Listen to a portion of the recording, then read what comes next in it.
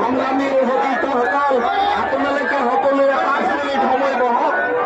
আমাৰ অঞ্চল কেন্দ্ৰীয় সমিতিৰ নিৰ্দেশ মৰ্মে যি কাৰ্যসূচী হাতত লোৱা হৈছে, আজি হিমন্ত বিশ্ব শৰ্মা ডাঙৰীয়াই কিমান বঙালী নানালক্ষ্য আমটোৰ কাৰ্যসূচী চাই হিমন্ত বিশ্ব শৰ্মা ডাঙৰীয়াই ভয় পাইছে। আমটোৰ কাৰ্যসূচী বন্ধ কৰিবলৈ পুলিচ প্ৰশাসন লগাই আমাৰ কাৰ্যসূচী বন্ধ কৰিবলৈ চেষ্টা কৰি আছে। সকলোৱে ধৈৰ্য ধৰি 5 মিনিট সময় এইদৰে আহ্বান জনালো। ধন্যবাদ।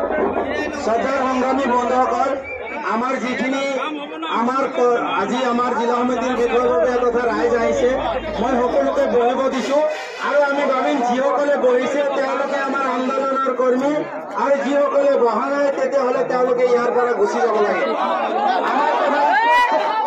কোনোবাই যদি বহা নাই তেওঁ ইয়াৰ পৰা আমাৰ আন্দোলন স্থলৰ পৰা গুচি যাব লাগে। কাৰণ আমি ৰাজপথত বহাৰ সময় হৈছে। আজি চাওক আমাৰ প্ৰতিবাদী কণ্ঠ তেওঁলোকে প্ৰতিবাদ ৰুটিবৰ কাৰণে প্ৰশাসন তন্ত্ৰ লগাই দিছে। গতিকে অসমৰ ৰাইজে প্ৰশাসন যন্ত্ৰই চাওক যে আজি ৰাইজে ৰাজপথত কিয় বহিবলগীয়া হৈছে। গতিকে আমি গণতন্ত্ৰ বিশ্বাসী, আমি মহাত্মা গান্ধীৰ নিচিনা অহিংসা পৰম ধৰ্মত আন্দোলন কৰো। গতিকে যিসকলে থিয় হৈ থাকিব, মই ভাবিম তেখেতসকলে আমাৰ আন্দোলনৰ কৰ্মী নহয়, তেখেতসকলে গুচি যাব পাৰে। অমানৱীয় উচ্ছেদ বন্ধ কৰক, অমানৱীয় উচ্ছেদ বন্ধ কৰক।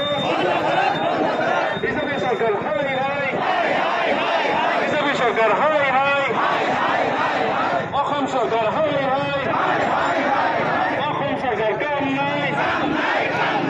অমানৱীয় উচ্ছেদ বন্ধ কৰক, অমানৱীয় উচ্ছেদ বন্ধ কৰক, অমানৱীয় উচ্ছেদ বন্ধ কৰক। অসম চৰকাৰ মুৰ্দাবাদ, হিমন্ত বিশ্ব শৰ্মা মুৰ্দাবাদ।